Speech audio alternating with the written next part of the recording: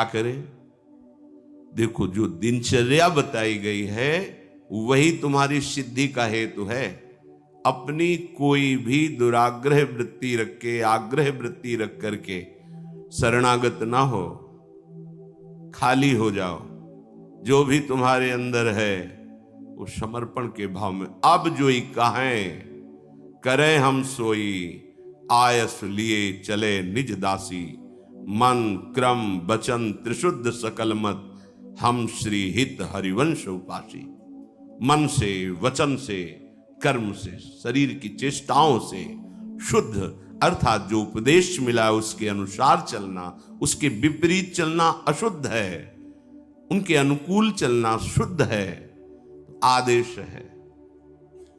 प्रातः उठे, सबसे पहले गुरुदेव भगवान को प्रणाम करके गुरु प्रदत्त नाम मंत्र का स्मरण करें।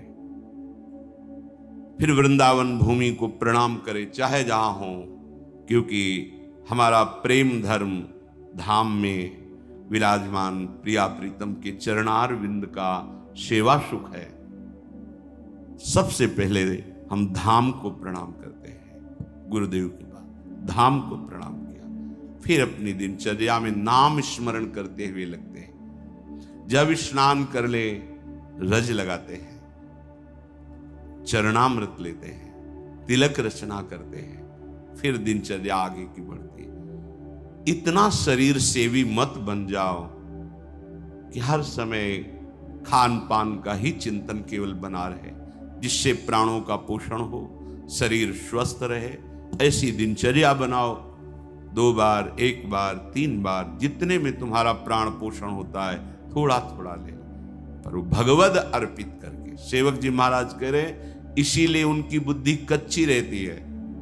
बिना स्नान किए खाना पीना, या स्नान करके सीधे केवल भोजन अर्पित करने की बात ही नहीं मन में आई, बहुत ध्यान देने योग्य, ये कच्चाई दूर हो जाएगी।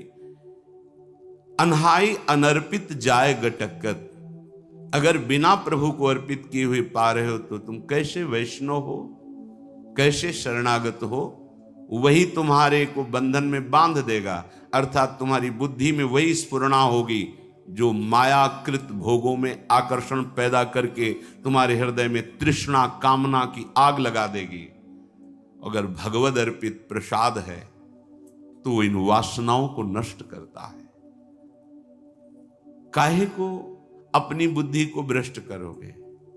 बिना भगवद अर्पित किए हुए जो भी पाया जाता है वो पाप पाया जाता है, ऐसा संतों ने कहा है, ऐसा भगवान ने भी गीता जी में कहा है। कितना समय लगता है? बहुत सहज बात है, आपको बहुत जल्दी है। तो जो पदार्थ आपके हाथ में आया है पाने के लिए, आपके सामने है, एक क्षण शांत होइए, स्मरण कीजिए आराध्य देव का, भावना कीजिए कि हमारे हृदय में भी विराजमान है, और जय हो राधा वल्लभ लाल की जय हो, प्रभु पाइए, और बस पा लिए, हो गया।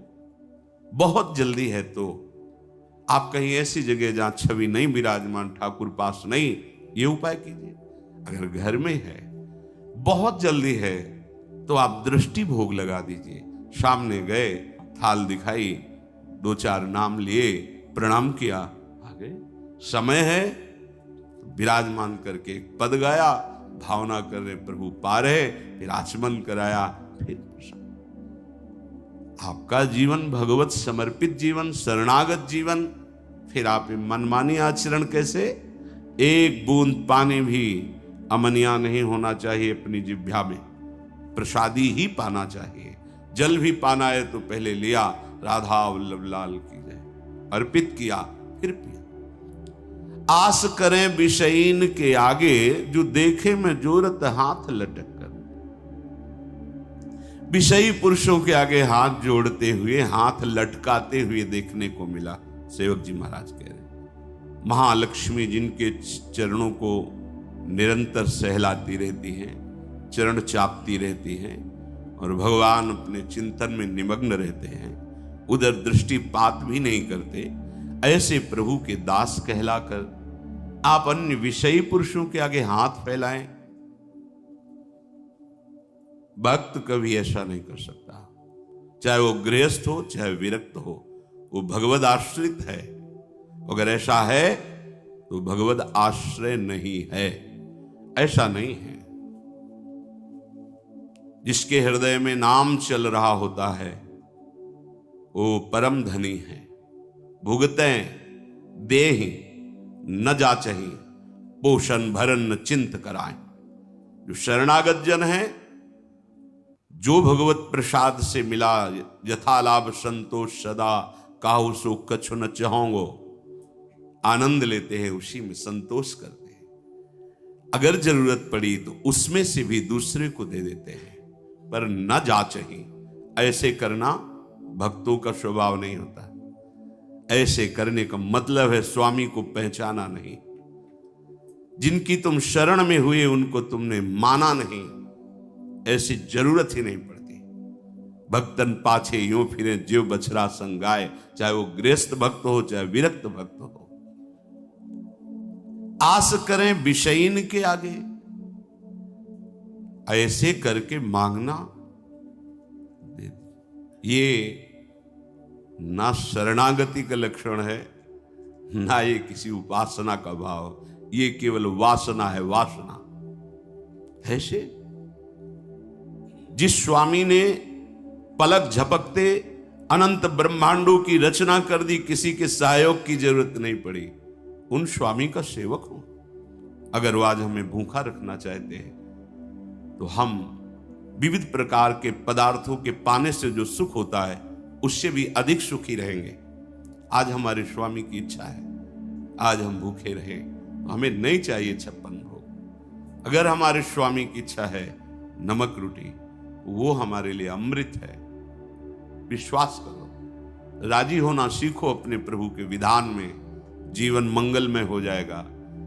ये आवश्यकताएं, ये चाह, ये वासनाएं इतनी मत बढ़ा लो कि तुम प्रभु को भूल जाओ और संसार की इस भूल भलैया में भटक पड़ो।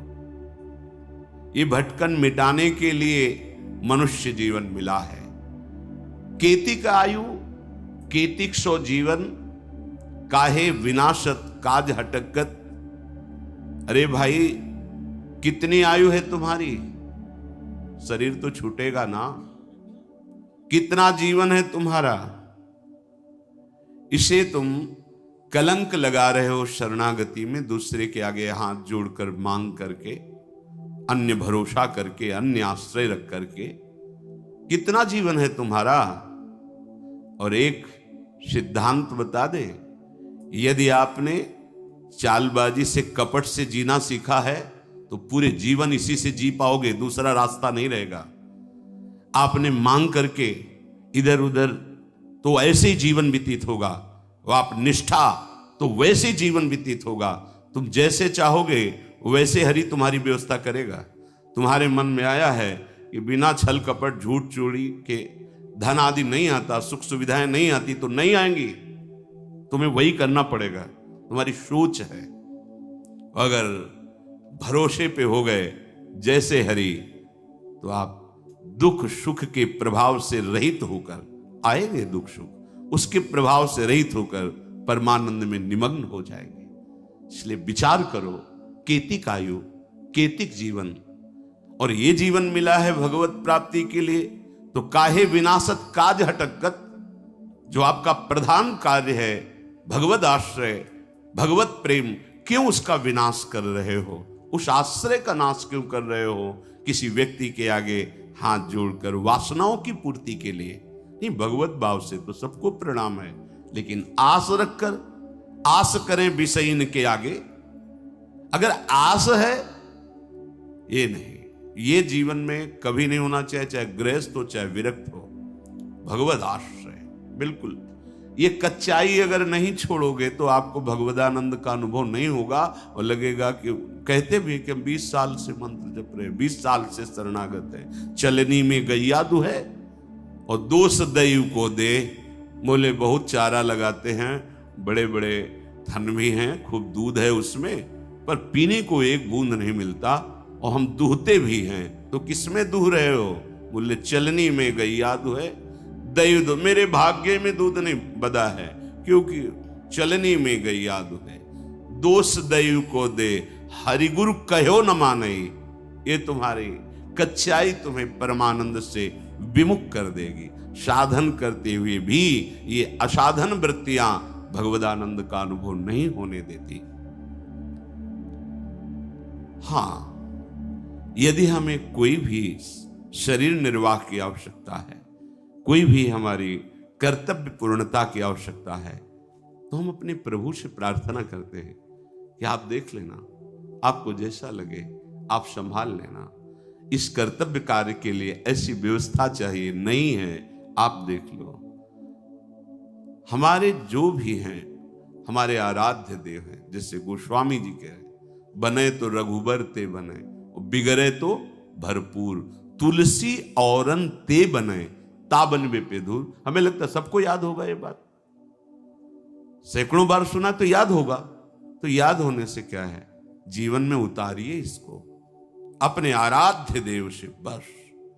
वो भी थोड़ी कचाई है तब, नहीं तो कहने की भी जरूरत नहीं। वो सर्वज्ञ है, सर्वत्र है, सर्वशक्तिमान है। अगर वो ऐसे राजी हैं तो हम राजी हैं। बस सबसे बढ़िया सूत्र उपासनक है, जोई जोई प्यारो करे सोई मुझे। हम राजी उसी में जिसमें तेरी रजा है। तुम राजी हो तो हम राजी हैं। कम से कम ये जन्म तो प्रभु के प्यार में दे के देखो। बहुतों के प्यार में जन्म के जन्म बिता दिए, एक बार हरि प्रेम में ऐसा तो करके देखो, जोई जोई प्यारो करे सोई मुहि भावे। साकत संग अगिन लपट, लपट जरत क्यों संगति की जय। साधु सुबुद्धि समान सुसंतन, जानी के शीतल संगति की जय। एक जू काचे प्रकृति विरुद्ध, प्रकृति विरुद्ध करे तो का की जय। जे आगे के दाझे गए भज पानी में, पानी में आग लगे तो का की जय। बहुत सुंदर बात सेवक जी महाराज कह रहे हैं।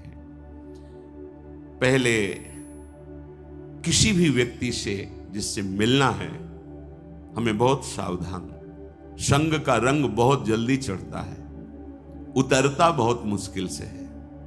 आसक्ति होने में देर नहीं लगती, पर आसक्ति है वो जाने में फिर बहुत ही कष्ट होता है। आसक्ति कहीं भी आ सकती है, किसी भी वस्तु व्यक्ति स्थान से आ सकती है, लेकिन जाने में, आसक्ति छोड़ने में जन्म के जन्म व्यतीत हो रहे, नहीं छूट पा रहे। शरीर आसक्ति, भोग आसक्ति, शरीर संबंधियों की आसक्ति। अगर हमें किसी व्यक्ति का संग करना है, संसार में रहना है, तो संग होंगे। हम हृदय को बचा के रखें। हृदय पर प्रभाव नहीं पड़ना चाहिए। कोई विषय है, बहिर्मुख है, भगवद विमुख है, आप व्यापारी हो, नौकरी में हो, ऑफिस में हो, तैनात है, आपको बात करना है, व्यवहार करना है, पहले बचना है तो सबसे पहले उस व्यक्ति में भगवत भाव कीजिए।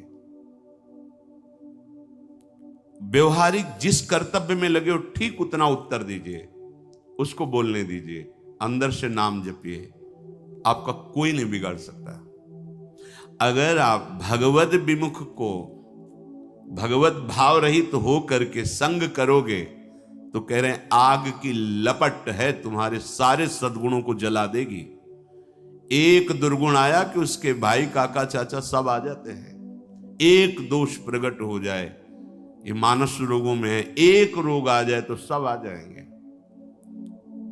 बहुत सावधानी। जो प्रभु का शरणागत नहीं है, अर्थात जो गुरु विमुख है, हरि विमुख है, उसे साकत कहते हैं। साकत संग अगिन्न लपट, लपट जरत क्यों संगति की जाए।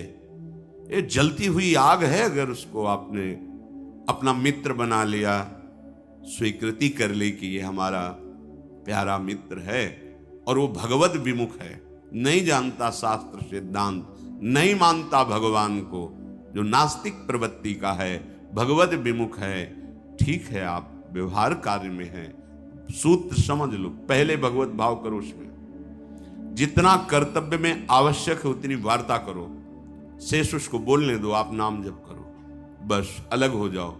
तो ये उत्तम स्वभाव हुआ। जो रहीम उत्तम प्रकृति, का कर सकत कुसंग, चंदन विष व्यापत नहीं, लपटे रहत भुजंग। अगर आपने भगवत भाव नहीं किया, अगर आप नाम जप नहीं कर रहे और ऐसे विमुख का संग किया, तो ये आग का संग है, आग का। ये तुम्हारे सद्गुणों को, तुम्हारे भक्ति भाव को ये छीण कर देगा, छीण कर देगा, पक्का देखा जा रहा है, प्रगट देखा जा रहा है। आप गए और औरों घाले, आप तो नष्ट हुआ ही, और जो उसके मित्र बने वो भी चौपट हो गए, नष्ट हो गए, परमार्थ विहीन हो गए। आंखों से देख लो। साकत संग, महापुरुष जन बोल, साकत संग अगिन्य लपट, लपट जरत को संगति कीजिए। ये लपट है, ज्वाला है, जल जाएंगे तुम्हारे सद्गुण। दूर रहो कुसंग से, जाके संग कुमति मति उपजे, करत भजन में भंग, तजोरे मन हरि विमुखन को संग। जाके प्रिय न राम वैदेही, तजिए ताहि कोटि बैरीशम, यद्यपि परम स्नेही। परम मित्र हो, परम संबंधी हो, तो जाके प्रिय न राम वैदेही, तजिए ताहि कोटि बैरीशम। अगिन लपट, लपट जरत को संगति कीजिए। वो आग की तरह तुम्हारे हृदय में ऐसा उदय होगा, उसके संग का प्रभाव सब गुरु भक्ति, धाम भक्ति, नाम जब सब नष्ट हो जाएगा, बिल्कुल पक्का। बहुत सावधानी की। भगवान श्री राम के बरुभल बास नरक कर दाता, दुष्ट संग जनि देई विधाता। भले नरक का वास मिल जाए, पर दुष्टों का संग न हो, भगवत विमुखों का संग न हो। साधु सुबुद्धि समानुष संतन, जान के शीतल संगति की जय। जान के कहे साधु सुबुद्धि समान, अर्थात साधु का स्वभाव क्या होना है? साधु का स्वभाव होता है, चाहे जितना कोई विपरीत परिस्थिति पैदा कर दे, भगवत विस्मरण नहीं होगा उसको। साधु की पहली पहचान। और भगवत स्मरण चल रहा है तो जय है, हर से हरि नाम जपत जय। तो ऐसे जय विजयी पुरुष के साथ रहोगे तो तुम भी विजयी हो जाओगे। काम क्रोध लोभ मोह मद मत्सर, नाना प्रकार की दोष सृष्टि करने वाली माया, ये आपके हृदय पर प्रभाव नहीं डाल पाएगी, क्योंकि वो समान समदर्शी महापुरुष होते हैं। वो सुबुद्धि, सुबुद्धि उसे कहते हैं जो भगवत यश गुणगान में मगन रहती है। देव सुबुद्धि कृपा करी मोई, पोई सुगुण माला रचो। जो भगवान के सुंदर गुण लीलाएं हैं वही हमारी वाणी में चलती रहे, ऐसी हमारे हृदय में सुबुद्धि प्रकाश।